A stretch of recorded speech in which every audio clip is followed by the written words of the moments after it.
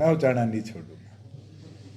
और जिसको उचाना छोड़ना है वो तो पार्टी छोड़ने की तैयारी करे बैठा है। नमस्कार, मैं हूं प्रमोद और आप देखना शुरू कर चुके हैं दी-सड़कनामा.com।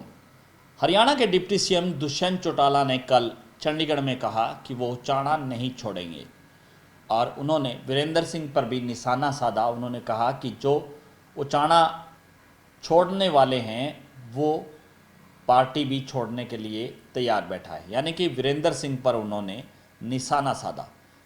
अब हम आपको एक जानकारी और दे देते हैं जो सूत्रों के हवाले से हमें प्राप्त हो रही है कि दुष्यंत चौटाला ने फतेहाबाद विधानसभा क्षेत्र को लेकर के सर्वे कराया है और इस सर्वे में ये बात साबित हुई है कि दुष्यंत चौटाला है वो फतेहाबाद से चुनाव जीत सकते हैं।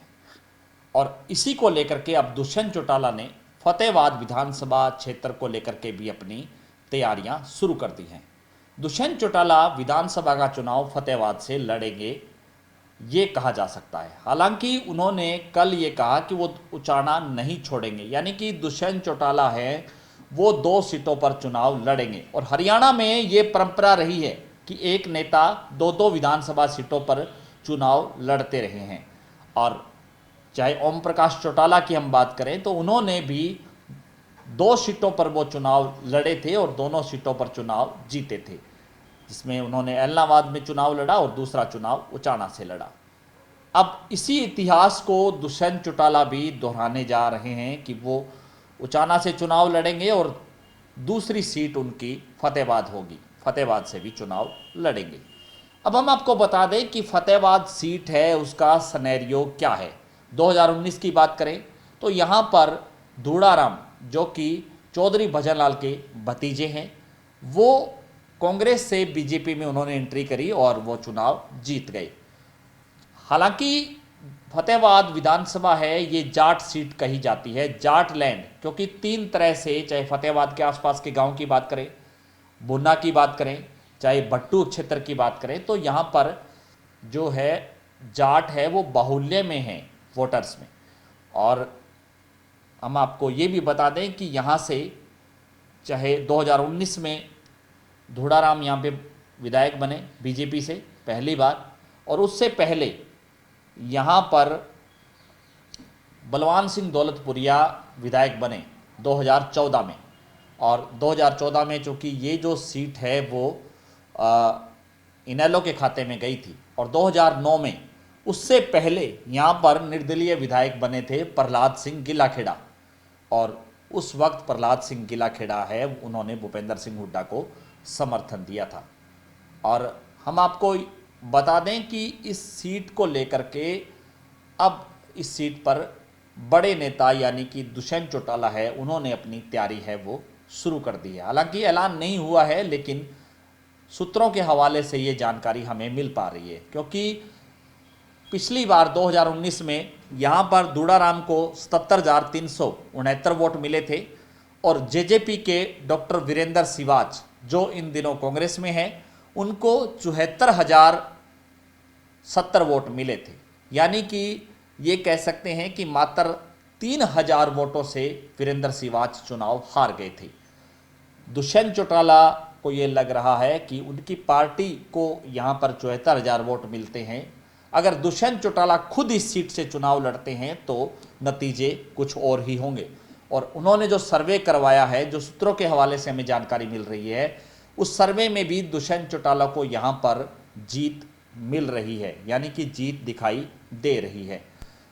अब हम आपको ये भी बता दें कि बीजेपी के जो उम्मीदवार हैं धूड़ाराम, उनकी यहाँ इस सीट पर खिलाफत है।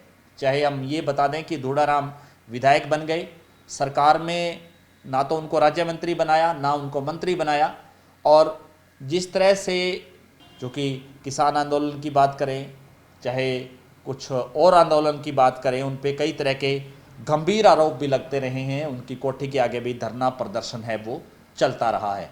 धूड़ाराम हैं वो उसको लेकर के अब यहाँ पर घेरेबंदी करने के लिए दुष्यंत चौटाला है उन्होंने अपनी तैयारी है वो शुरू कर दी है। और ये भी कह सकते हैं कि कांग्रेस की ओर से यहाँ पर जो चुनाव लड़ने वाले चेहरे थे वो अब सारे चेहरे कांग्रेस में हैं। चाहे हम प्रहलाद सिंह गिल्लाखेड़ा की बात करें, भूपेंद्र सिंह हुड्डा गुट से हैं और वो टिकट मांग रहे हैं।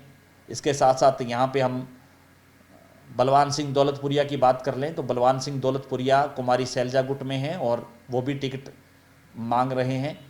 इसके साथ साथ यहाँ पर जो विनीत पूनिया है, जो पूर्व में यहाँ पर जो कांग्रेस नेता हैं, वरिष्ठ कांग्रेस नेता हैं कृष्णा पूनिया, उनके बेटे हैं विनीत पूनिया, जिनकी हाई कमान में अच्छी पैठ बताई जा रही है। विनीत पूनिया है वो भी ये कह सकते हैं कि उनकी ओर से भी यहाँ पर चुनाव लड़ने को लेकर के पूरी पिच है वो तैयार की जा रही है। लेकिन सीधे तौर पर अगर ये नेता, इसके साथ साथ चाहे वीरेंद्र सिवाच की बात कर लें, चाहे धूड़ाराम की बात कर लें, बीजेपी के पास यहाँ पर कोई और बड़ा चेहरा है वो दिखाई नहीं दे रहा है धूड़ाराम के अलावा। हालांकि शहर है जो वो पंजाबी बाहुल्य क्षेत्र है, जो फतेहाबाद शहर है, लेकिन गांव को हम अगर इंक्लूड करें तो अपने आप में एक संख्या है वो काफ़ी कम रह जाती है। तो उस लिहाज से ये कह सकते हैं कि दुष्यंत चौटाला है वो भारी पड़ते हुए इन सारे नेताओं पर नजर आएंगे। हालांकि नतीजे किस तरह के होंगे, आगे आने वाले समय में किस तरह की जो है रणनीति बनेगी, बीजेपी और जेजेपी एक साथ चुनाव लड़ेगी या अलग अलग चुनाव लड़ेगी, वो भी एक देखने वाला समय बताएगा, आने वाला समय है वो भी बताएगा। लेकिन फिलहाल फतेहाबाद सीट है उसको हॉट सीट कहा जा सकता है कि यहाँ पर दुष्यंत चौटाला की एंट्री हो सकती है। हालांकि कुछ साल पहले इस सीट पर इनेलो की भी नज़र थी। इंडियन नेशनल लोकदल की प्रधान महासचिव महिला सुनैना चौटाला है, उन्होंने भी फतेहाबाद सीट से तैयारी शुरू कर दी थी। उनके पति रवि चौटाला है, उन्होंने भी इस फतेहाबाद सीट से गांव-गांव में जाकर के कार्यक्रम शुरू किए थे। चाहे फतेहाबाद की बात करें, चाहे बुन्ना की बात करें, चाहे भट्टू क्षेत्र की बात करें, क्योंकि ये जो क्षेत्र है यहाँ पर बड़े नेता है वो पहले चुनाव लड़ते रहे हैं। और हालांकि इन दिनों इनेलो की ज़्यादा सक्रियता फतेहाबाद सीट पर नहीं है और उसी को लेकर के अब दुष्यंत चौटाला ने यहाँ पर अपनी राजनीतिक पिच है वो तैयार करनी शुरू कर दी है। तो फिलहाल इस वीडियो में सिर्फ इतना ही। आपकी इस वीडियो को लेकर के क्या राय है, कमेंट सेक्शन में हमें राय जरूर दीजिए। कांग्रेस की टिकट पर प्रबल दावेदार कौन है वो भी हमें बता दीजिए।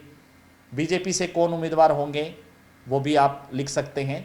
और दुष्यंत चौटाला है वो इस सीट पर जीतेंगे या उनकी पोजीशन किस तरह से रहेगी, आप हमें जरूर लिख दिए। बहुत बहुत शुक्रिया।